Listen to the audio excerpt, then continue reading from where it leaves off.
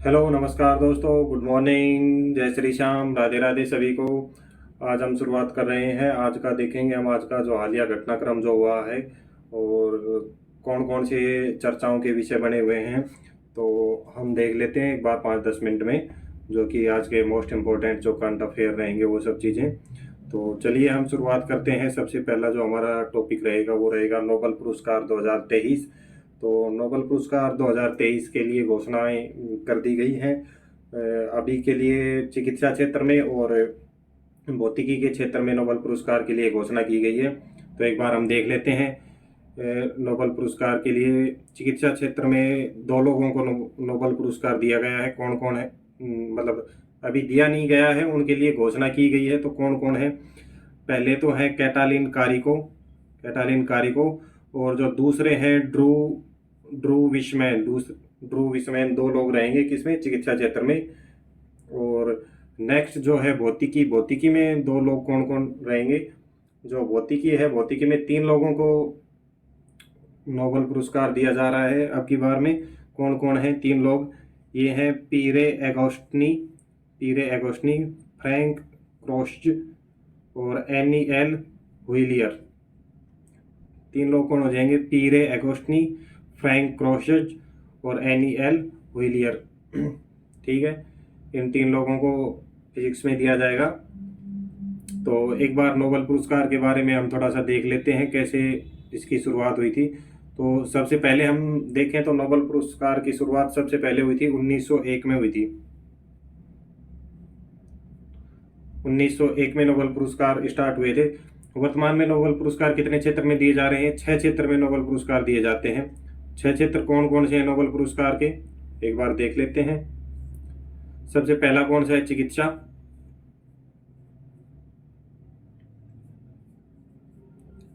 चिकित्सा। दूसरा किस में दिया जाता है? भौतिकी में।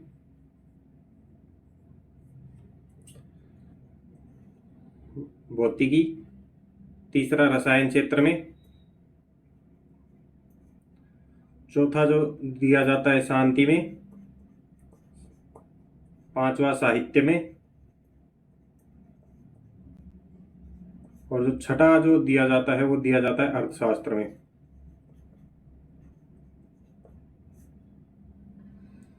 ठीक है, तो जो स्टार्टिंग के जो 5 है, चिकित्सा, भौतिकी, रसायन, शांति और साहित्य, इनकी शुरुआत हुई थी वर्ष 1901 से शुरू हो चुके थे ये। और लेकिन जो अर्थशास्त्र का जो नोबेल पुरस्कार है इसकी शुरुआत हुई थी 1969 से। ठीक है, ये चीज हमें याद रखनी है।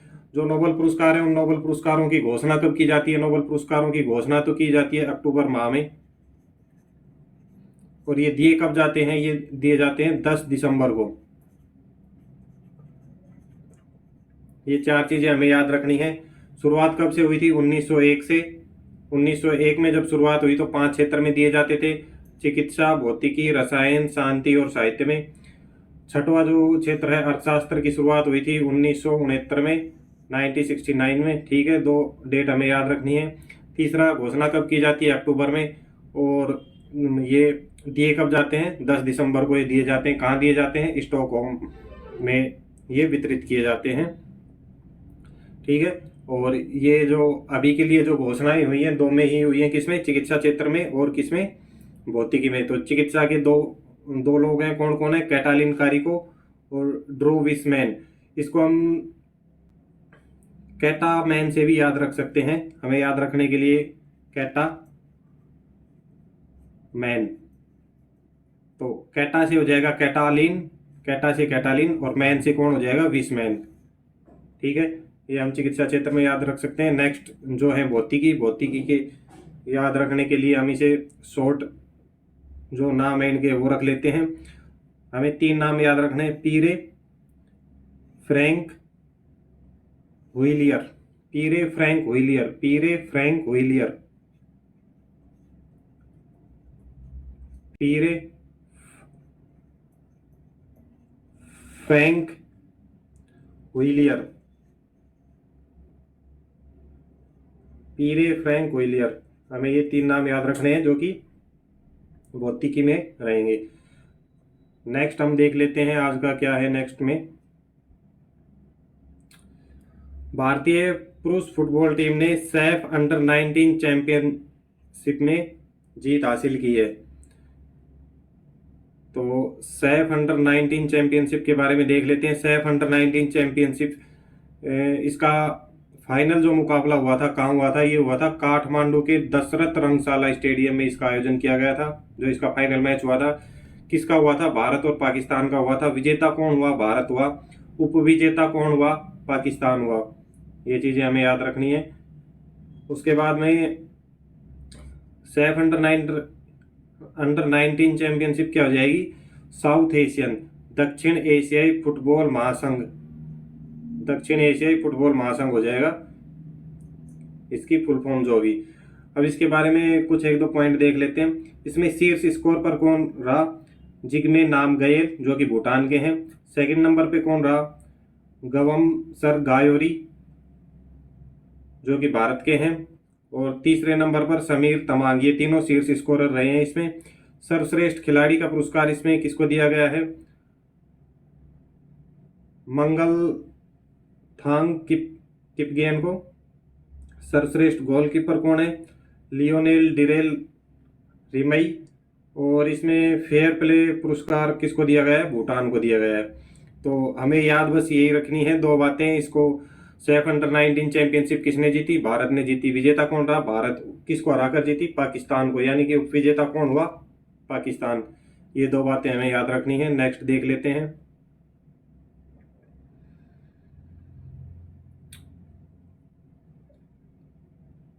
एडीपैक 2023। एडीपैक 2023 क्या है?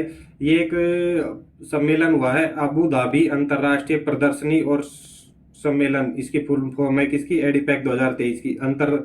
अबू धाबी अंतर्राष्ट्रीय पेट्रोलियम प्रदर्शनी और सम्मेलन। ठीक है, तो हमसे क्या पूछ सकता है? इसकी थीम पूछ सकता है। तो इसकी थीम क्या हो जाएगी? Decarbonising faster together. हमें थीम याद रखनी है, पहली बात। दूसरी बात, इसका आयोजन कहाँ हुआ? यूएई में। यूएई के द्वारा इसका आयोजन करवाया गया है। ठीक है। ये एडीपैक क्या है? एडीपैक एक क्या है? एक ऊर्जा से संबंधित एक सम्मेलन हो रहा है जो कि ऊर्जा से संबंधित प्रौद्योगिकी, नवाचार, सहयोग और डिजिटलीकरण को कवर करने के लिए एक सम्मेलन का आयोजन किया जा रहा है। ठीक है, ये हमें याद रखना है। और भारत की तरफ से इसमें कौन गया है? भारत के केंद्रीय पेट्रोलियम और प्राकृतिक गैस मंत्री हरदीप एस पुरी। हरदीप एस पुरी भारत की तरफ से इसमें भाग लेंगे। तो ये तीन बातें हमें याद रखनी है। कौन भारत की तरफ से एडीपैक 2023 में कौन गया है? हरदीप एस पुरी।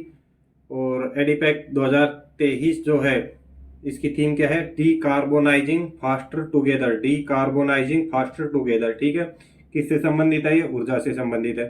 ठीक है, नेक्स्ट हम देखते हैं एशियाई खेल जो कि हाल ही में खत्म हुए हैं। एशियाई खेल कहाँ पे आयोजित हुए थे या कहाँ पे इनका आयोजन चल रहा था? तो ये चीन के हांगझाऊ में चल रहे थे एशियाई खेल। हांगझाऊ चीन में इनका आयोजन किया गया था। और भारत ने इसमें कितने पदक जीते हैं? भारत ने इसमें टोटल 60 पदक जीते हैं। ठीक है, जिसमें हमें क्या याद रखना है? टोटल 60 हैं, जिसमें से 13 गोल्ड हैं, 24 सिल्वर हैं और 23 क्या है? ब्रॉन्ज। तो हमें ये चार जो संख्याएं याद रखनी है। एशियाई खेल में टोटल पदक कितने जीते भारत ने? 60। स्वर्ण कितने जीते? 13। रजत कितने जीते? 24। और कांस्य कितने जीते हैं? 23। ठीक है, उसके अलावा एक हमें क्या याद रखना है कि टेबल टेनिस में महिला युगल स्पर्धा में किस जोड़ी ने कांस्य पदक जीता है? यानी कि टेबल टेनिस जो हुआ है उसमें युगल स्पर्धा में कौन कौन थे? अहिका मुखर्जी और सुतीर्था मुखर्जी। ये दो नाम हमें याद रखने हैं जो कि युगल प्रतिस्पर्धा में थे। कौन सी में? टेबल टेनिस में। अहिका मुखर्जी, सुतीर्था मुखर्जी। क्या जीता है इन्होंने? कांस्य पदक जीता है। ठीक है, अब हम नेक्स्ट देख लेते हैं। अमेरिका डाक सेवा यूएसपीएस। यूएसपीएस ये क्या है? यूएसपीएस क्या है? अमेरिका डाक सेवा है ये। इसने एक डाक टिकट जारी किया है किसके ऊपर? रूथ बेडर गिन्सबर्ग। रूथ बेडर गिन्सबर्ग के सम्मान में एक डाक टिकट जारी किया गया है। किसने? अमेरिकी डाक सेवा ने। ये जो आप इस टिकट में या फोटो में देख पा रहे होंगे, ये है रूथ बेडर गिन्सबर्ग। ये कौन है? अमेरिका के 107वें क्या है? सुप्रीम कोर्ट के न्यायाधीश हैं। अमेरिकी सुप्रीम कोर्ट के 107वें न्यायाधीश थे। कौन? रूथ बेडर गिन्सबर्ग। तो ये हमें याद रखना है। किसके सम्मान में अमेरिकी डाक सेवा ने डाक टिकट जारी किया है? रूथ बेडर गिन्सबर्ग के सम्मान में। ये रूथ बेडर गिन्सबर्ग कौन थे? अमेरिकी सुप्रीम कोर्ट के न्यायाधीश थे, 107वें। और इन्हें क्या माना गया है? नारीवादी प्रतीक भी इनको कहा जाता है इनके सम्मान में। ठीक है, अब हम एक नेक्स्ट देख लेते हैं। मालदीव में हाल ही में चुनाव किए गए हैं, तो वहां का राष्ट्रपति कौन नियुक्त किया गया है?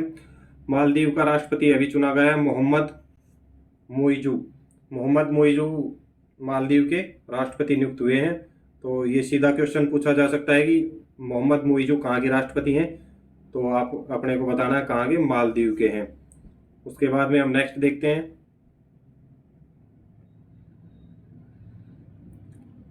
आईसीसी क्रिकेट विश्व कप 2023 के लिए शुभंकर घोषित किए गए हैं।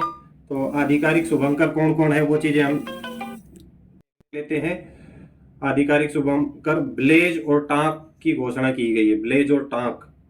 तो जो क्रिकेट विश्व कप है वो कब से आयोजित हो रहे हैं? 5 अक्टूबर से इनकी शुरुआत होने जा रही है। कहाँ पे होगी? अहमदाबाद में इनकी शुरुआत होगी। 5 अक्टूबर से शुरुआत होगी। कहाँ से होगी? अहमदाबाद में होगी। और ये मैच 10 स्थानों पर खेले जाएंगे। और इनका जो अंतिम मैच फाइनल जो मुकाबला होगा वो 19 नवंबर को होगा। कहाँ पे होगा? अहमदाबाद के नरेंद्र मोदी स्टेडियम में इसका फाइनल जो मुकाबला होगा वो किया जाएगा। तो अपने को शुभंकर याद रखने हैं किसके? क्रिकेट विश्व कप के। कौन कौन रहेंगे? ब्लेज। ब्लेज कौन है? ये जो कार्टून दिखाई दे रहे हैं ये ब्लेज है, ये एक महिला शुभंकर है। और जो ये टोंक है ये इधर आपको दिखाई दे रहे होंगे, टोंक, ये क्या है? एक पुरुष शुभंकर है।